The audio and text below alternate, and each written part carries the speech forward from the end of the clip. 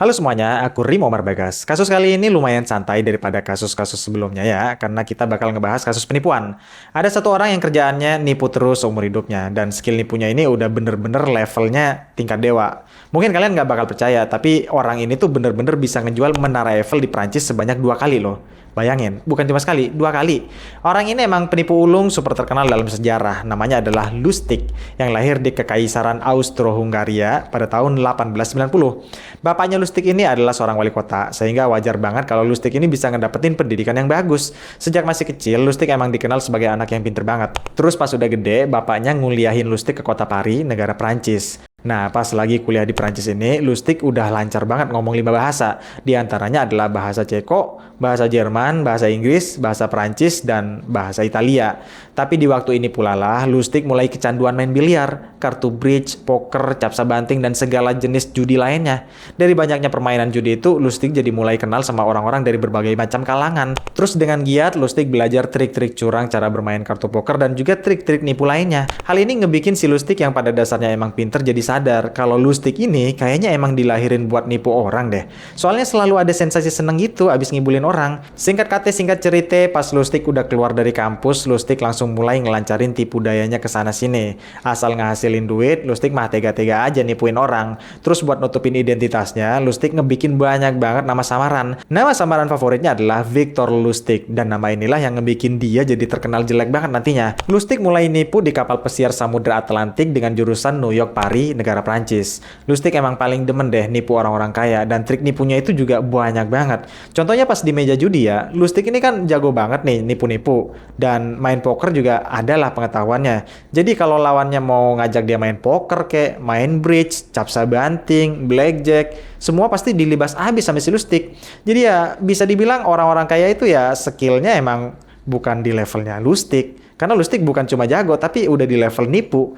Siapapun yang main sama si Lustig, ujungnya pasti bakal kalah banyak. Selain jago curang di meja judi, Lustig juga pernah ngaku-ngaku sebagai produser teater musikal Broadway, terus minta orang-orang kaya kenalannya buat nginvestasiin duitnya di teaternya Lustig. Padahal aslinya mah jangankan punya teater musik ya, disuruh nyanyi aja paling juga fales tuh si Lustig. Orang jagonya nipu bukan nyanyi.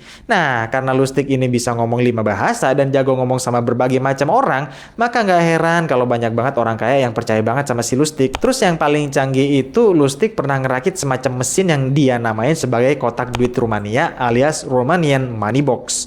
Romanian Money Box ini adalah kotak kecil yang terbuat dari kayu cedar ya, yang luarnya itu kayak ada roda-roda gerigi rumit sama putaran dari kuningan. Jadi kelihatan kayak mekanis banget lah nih kotak. Lustig ngejualin kotak mesin ini ke orang-orang kaya dan ngeklaim kalau tiap 6 jam sekali mesin ini bisa nyetak 1 lembar duit kertas yang sama persis seperti apa yang mereka masukin 6 jam sebelumnya.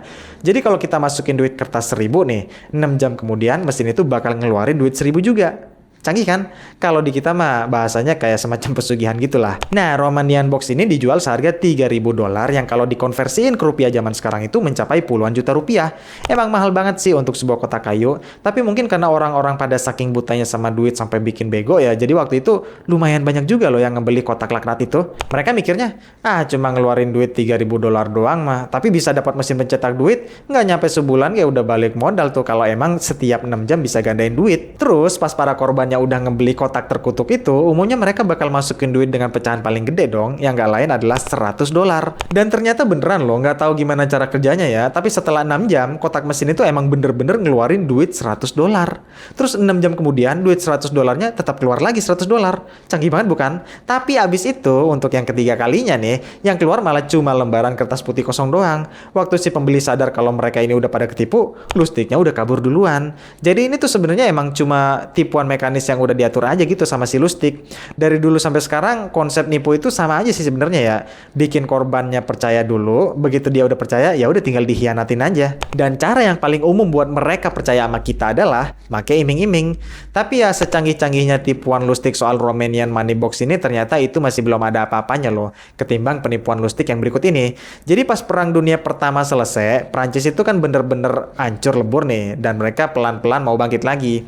Nah, masa-masa bangkit ini tuh pasti ngasih banyak banget peluang bagi para pengusaha di berbagai sektor, khususnya sektor pembangunan. Bagi Lustig sendiri ya, yang emang udah paham banget seluk-beluk Prancis, nggak mungkin banget dong buat ngelewatin kesempatan emas begini. Jadi di bulan Mei tahun 1925, Lustig datang ke Paris dan bersiap diri buat main di area duit gede. Lustig ngebeli koran di jalan, terus langsung fokus ke salah satu beritanya yang ngomongin soal rencana renovasi Menara Eiffel. Soalnya biaya buat renovasi Menara Eiffel ini kan pasti bakalan mahal banget ya, dan udah pasti juga ngebikin pemerintah kota Paris jadi pusing tujuh keliling buat nyari duitnya. Jadi ya pas Lustig ngebaca berita ini, matanya langsung berbinar-binar menyadari ada peluang gede nih di sini. Otaknya langsung nyusun rencana nipu yang gila banget. Seperti yang kita ketahui, Menara Eiffel itu kan ciri khasnya kota Paris ya. Tujuan menara ini dibikin ya buat ngerayain 100 tahun revolusi Prancis dan nyambut pameran dunia di Paris kala itu. Rencananya sih kalau masa sewa tanahnya itu udah berakhir, Menara Eiffel ini mau dibongkar. Tapi setelah 2 tahun menara ini dibangun dan ngabisin sekitar 7.000 ton logam berat, Menara Eiffel ini malah tetap berdiri karena banyaknya pujian dari warga internasional. Warga Paris juga pada nolak keras pembongkaran Menara Eiffel karena udah jadi kayak semacam kebanggaan tersendiri lah bagi mereka. Makanya Menara Eiffel ini nggak pernah dibongkar dan masih berdiri kan sampai detik ini. Akan tetapi puluhan tahun berlalu, Menara Eiffel ini jadi nggak keurus dan kondisinya bener-bener kelihatan kusem dan kumuh banget. Nah disinilah Lustig nyium bau-bau peluang emas yang pastinya nggak bakal datang 2 kali. Lustig malsuin stempel resmi pemerintah Prancis beserta dokumen-dokumen lainnya. Terus Lustig ngaku jadi wakil Menteri Pos dan Telegraf Prancis buat diem-diem ngehubungin 6 pengusaha pengepul besi tua. Lustig bilang ke para bos besi tua ini kalau pemerintah mau ngebongkar Menara Eiffel dan baja seberat 7.000 ton itu bakal dilelang kepada 6 bos besi tua ini. Singkat kata singkat cerita, dengan ngebawa mobil mewah sewaan, Lustig ngajakin ke 6 bos besi tua ini muter-muter keliling Menara Eiffel. Terus neraktir 6 bos besi tua ini nginep di hotel paling mewah dan bergengsi di Paris, yaitu Hotel de Crillon. Gak tanggung-tanggung nih, ke-6 bos besi tua ini disewain kamar suite yang paling mewah dan yang paling mahal. Di dalam hotel mewah itu, Lustig ngucapin selamat kepada 6 bos besi tua ini karena udah terpilih sama pemerintah Prancis buat ikutan lelang besi 7.000 ton dari Menara Eiffel. Tapi Lustig juga ngewanti-wanti satu hal penting, kalau proyek ini tuh bener-bener rahasia banget. Jadi jangan pernah sampai bocor kepada siapapun. Karena ke-6 bos ini dijemput pakai mobil mewah, dijamu juga di kamar hotel yang mewah juga, ditambah lagi orang yang di depan mereka ini penampilannya elegan banget, ngomongnya tertata rapi dan sikapnya sopan banget, maka mereka berenam pun percaya kalau Lustig ini adalah wakil dari pemerintah. Pokoknya Lustig ini nggak punya celah sama sekali deh untuk dicurigain. Yang bikin lebih meyakinkannya lagi, Lustig bilang orang-orang di dalam pemerintahan juga sebenarnya udah pada puyeng ya mikirin Menara Eiffel. Kalau harus ngerenovasi Menara Eiffel, biayanya itu nggak masuk akal mahalnya. Bahkan bisa-bisa ngelampauin anggaran APBN per tahun mereka. Makanya para petinggi negara Prancis mutusin buat ngejual aja Menara Eiffel ini. Tapi karena takut warga Paris pada protes keras kayak puluhan tahun sebelumnya, dan kalau sampai mereka tahu menara ini mau dibongkar, pasti bakal jadi kerusuhan yang gede banget di negara ini. Makanya mereka mutusin buat gerak diam-diam aja dulu. Nanti kalau semuanya udah beres, menaranya udah kebongkar, ibarat nasi udah jadi bubur nih, mau nggak mau warga ya harus nerima kenyataan.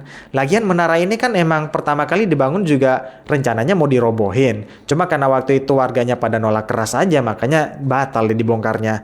Nah, mumpung menara ini sekarang kondisinya udah bobrok, kumuh dan kusem, sebenarnya ini jadi momen yang pas banget buat ngebongkar. Kata Lustig ngiyakinin para 6 bos besi tua ini. Lustig juga negesin kalau ke-6 bos besi tua ini adalah pengusaha yang udah disortir secara khusus sama pemerintah Prancis. Lustig berharap penawaran harga 7.000 ton besi menara itu harus udah dikasih ke Lustig sebelum besok pagi, alias malam ini. Barang siapa yang nawar dengan harga tertinggi, maka bos besi tua itulah yang akan menangin proyek Menara Eiffel ini. 6 bos besi tua ini percaya 100% aja sama omongannya si Lustig ini, karena emang semeyakinkan itu. Singkat kata, singkat cerita, bos besi tua bernama Andre Poisson lah yang menang lelang ini, karena dialah yang berani ngasih penawaran paling tinggi. Awalnya Andre mengira ini bakalan lancar aja, tapi sayang istri si Andre ngerasa curiga kalau proses pelelangan ini tuh kayaknya ada banyak banget hal yang janggal. Kayaknya emang ada yang gak beres. Makanya istrinya Andre ngelarang keras suaminya itu buat ngelanjutin transaksi ini. Tapi entah setan apa yang ngerasukin hatinya Andre. Bukannya ngikutin insting sang istri, Andre malah nyampain kekhawatirannya itu langsung kepada Lustig. Hal ini juga sebenarnya cukup bikin Lustig kaget ya, karena nggak pernah nyangka dan nggak pernah kepikiran juga bagi Lustig kalau ada orang yang nggak percaya dan curiga sama dirinya. Tapi si licik Lustig ini langsung mikir dan cepet banget untuk ngembalikan keadaan, di mana Lustig langsung buru-buru ngatur pertemuan rahasia 4 mata khusus hanya untuk bersama Andre. Lustig curhat terang-terangan ke Andre, biarpun jabatannya Lustig ini adalah wakil menteri, tapi sebenarnya gajinya Lustig ini tuh nggak seberapa gede loh. Lagi pula buat urusan lelang Menara Eiffel ini sebenarnya kan emang bukan Lustig ya yang nentuin siapa yang bakal jadi pemenangnya. Nah, basa-basinya Lustig ini tuh secara nggak langsung ngasih kode ke si Andre kalau si Lustig ini lagi minta duit sogokan. Bukannya kabur dari si Lustig yang minta duit sogokan, si Andre ini malah makin percaya sama Lustig. Menurut pengalamannya Andre ya, kalau pejabat udah nyinggung gajinya yang kecil, berarti dia minta disogok. Nah, kalau udah minta disogok, berarti ini emang beneran pejabat. Dengan kata lain, lelang Menara Eiffel ini beneran valid diadain sama pemerintahan Prancis. Jadi habis pertemuan itu, semua kecurigaannya Andre langsung hilang seketika deh. Pada akhirnya, Lustig nggak cuma sukses dapat duit lelang Menara Eiffel yang 7.000 ton itu, tapi Lustig juga dapat duit sogokan yang gede, yang semuanya itu pasti berasal dari satu orang, yaitu Andre Poisson. Bener-bener nyayur banget nih si Lustig, sedangkan si Andre bener-bener ya apes banget lah, kasihan. Pas udah ngeruk banyak duit banget dari si Andre, Lustig sama asistennya yang bernama Robert Arthur Turbilen di malam itu juga langsung kabur ke Wina, negara Austria. Sementara itu Andre cuma bisa kebingungan dan garuk-garuk kepala aja pas nyadar kalau dirinya itu udah dikubulin mentah-mentah sama si Lustig. Dia bingung banget karena nggak ngelapor polisi kok kayaknya kesel banget hatinya, tapi kalau ngelapor polisi ya ngerasa malu. Selain malu karena udah nyogok ya ketipu 2 kali aja gitu, rasanya kayak malu banget kalau diceritain ke orang-orang, gimana sih. Jadi ya mending ditahan sendiri aja deh rasa sakit dan rasa malunya itu. Dan pada akhirnya kasus ini berlalu begitu aja deh, seolah-olah emang gak pernah kejadian apa-apa. Kagak disangke-sangke sebulan kemudian si Lustig ini nekat balik lagi dong ke Paris, negara Prancis. Niatnya mau nipu lagi dengan trik yang sama persis, yaitu pakai jurus lama ngumpulin 6 bos pengepul besi tua. Tapi kali ini Lustig lagi apes banget. Soalnya ada satu bos yang ngerasa curiga. Jadi sebelum deal-dealan duit lelangnya diselesain, dokumen sama kontrak palsu bikinan Lustig ini langsung diperiksain ke kantor polisi. Dan hasilnya ya emang palsu. Tapi karena si Lustig ini emang dasarnya licik banget ya. Jadi begitu nyium ada gelagat yang kagak beres sedikit aja, Lustig udah langsung gercep kabur. Kalau udah begini ya polisi Prancis jadi gagal deh nangkap si Lustig. Beberapa tahun kemudian Lustig menetap dan tinggal di Amerika. Terus lanjut nipu gede-gedean lagi. Di tahun 1930, Lustig ngajakin 2 anak buahnya di negara bagian Nevada, yaitu apoteker William Watts sama guru kimia Tom Shaw buat kerjasama nyetak duit palsu. Selain nyetakin duit palsu, Lustig juga nyiptain metode pencucian uang yang ngebikin mereka bisa secara diam-diam ngelepasin duit palsu sebesar $100.000 ke peredaran duit di pasar Amerika. Habis berjalan beberapa tahun praktek nakal mereka ini, ternyata duit palsu yang ketahuan beredar di pasaran ini makin lama makin banyak. Akhirnya FBI pun turun tangan buat ngelacak kejahatan mereka. Ujung-ujungnya jejaknya emang langsung ngerucut ke nama Lustig dan dia langsung dijadiin buronan nasional. Bertahun-tahun FBI kelabakan karena gagal nemuin persembunyiannya.